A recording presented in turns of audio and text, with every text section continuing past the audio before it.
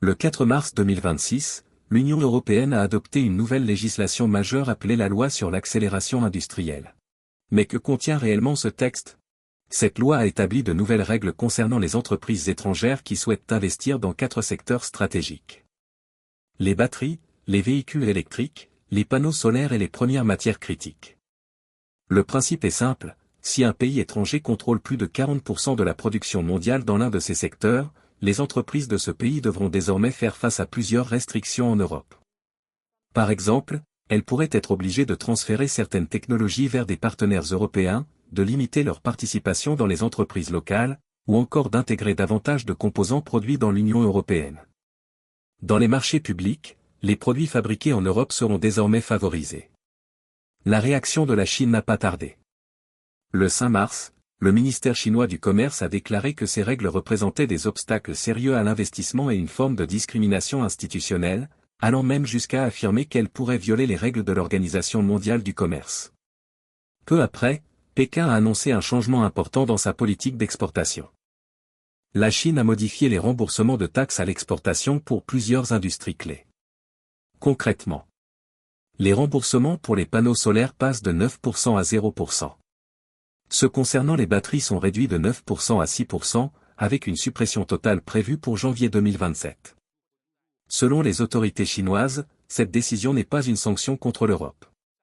Officiellement, il s'agit d'une réforme visant à mettre fin à une concurrence destructrice entre les entreprises chinoises elles-mêmes. Dans le jargon économique chinois, on appelle cela la lutte contre la concurrence involutive, c'est-à-dire une situation où les entreprises baissent leurs prix de façon excessive jusqu'à ce que plus personne ne réalise de bénéfices. L'objectif affiché par Pékin est donc de pousser l'industrie vers un développement plus sain et plus qualitatif, plutôt que de simplement vendre au prix le plus bas possible. Avant ces changements, lorsqu'une entreprise chinoise exportait un panneau solaire, elle recevait un remboursement d'impôt d'environ 9%. Cela lui permettait de proposer des prix très compétitifs sur le marché européen. Mais avec la suppression de ces remboursements, ces entreprises augmenteront désormais leurs prix pour maintenir leurs marges. En parallèle, les autorités chinoises ont également organisé plusieurs réunions avec les fabricants de batteries afin de stabiliser la concurrence et éviter les baisses de prix excessives. Le message est clair. L'époque où les exportations chinoises étaient soutenues par des remboursements fiscaux importants est en train de se terminer. Depuis plusieurs mois, un débat agite les relations économiques entre la Chine et l'Europe, la question de la surcapacité industrielle. Selon l'Union européenne, la Chine produit bien plus que ce que son marché intérieur peut absorber et inonde ensuite les marchés étrangers à des prix très bas. La Chine rejette totalement cette accusation. Dans un article publié en janvier 2026, un représentant diplomatique chinois expliquait que les constructeurs chinois de véhicules électriques vendent leurs voitures presque 2 fois plus cher en Europe qu'en Chine. Selon lui, cela prouve que la Chine ne pratique pas le dumping, mais simplement une stratégie commerciale adaptée aux différents marchés. Le Fonds monétaire international voit la situation différemment. Dans un rapport publié en février 2026, l'institution estime que les subventions accordées par la Chine à certains secteurs industriels représentent environ 4% du PIB chinois. Le FMI recommande une réduction de ces aides afin d'éviter que les exportations chinoises ne provoquent des tensions commerciales avec le reste du monde. Pendant ce temps, les entreprises européennes qui dépendent fortement des composants chinois se retrouvent dans une situation délicate. La suppression des remboursements fiscaux signifie que les prix des panneaux solaires et des batteries vont probablement augmenter rapidement. Selon certaines estimations, la fin des remboursements pourrait augmenter le coût des panneaux solaires d'environ 0,8 centimes par watt. Cela peut sembler faible, mais à l'échelle des grands projets énergétiques, la différence devient considérable.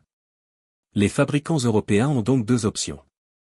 Accepter de payer plus cher ou trouver de nouveaux fournisseurs. Mais c'est là que le problème se complique.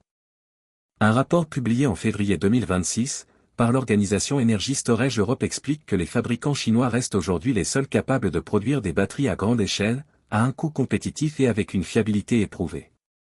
L'industrie européenne, elle, n'a pas encore atteint ce niveau. Un développeur industriel allemand résume ainsi la situation. La fabrication de batteries est avant tout une question d'échelle. Et pour l'instant, cette échelle existe en Chine, pas en Europe. Les chiffres confirment cette domination.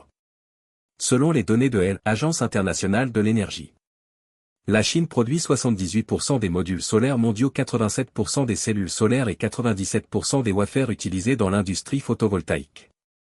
Dans le secteur des batteries, 6 entreprises chinoises figurent parmi les 10 plus grands producteurs mondiaux, représentant environ 69% du marché. Des chercheurs de l'Université de Manchester et de la London School of Economics ont même publié une étude affirmant que certains pays devront peut-être accepter une réalité simple. Il sera extrêmement difficile de rivaliser avec la Chine dans ces secteurs. Selon eux, la situation n'oppose pas seulement la Chine à un pays en particulier. C'est presque la Chine face au reste du monde combiné. Nous sommes donc face à une situation paradoxale. D'un côté, l'Union européenne cherche à réduire sa dépendance industrielle vis-à-vis de la Chine grâce à la loi sur l'accélération industrielle. Mais de l'autre, les chaînes d'approvisionnement capables de remplacer la Chine n'existent pas encore à grande échelle. Et au même moment, la Chine vient de rendre ses exportations plus coûteuses. Résultat, les industriels européens se retrouvent coincés entre des objectifs politiques ambitieux et une réalité industrielle beaucoup plus complexe. Certains pays européens soutiennent fermement cette nouvelle stratégie. D'autres, comme la Suède ou la République tchèque, craignent qu'elle ne fasse augmenter les prix et réduire la compétitivité de l'Europe. Une chose est sûre, la transition énergétique européenne dépend encore largement des chaînes d'approvisionnement dominées par la Chine. Et tant que l'Europe ne disposera pas d'une industrie capable de rivaliser à grande échelle, ce débat reste au cœur des tensions économiques mondiales.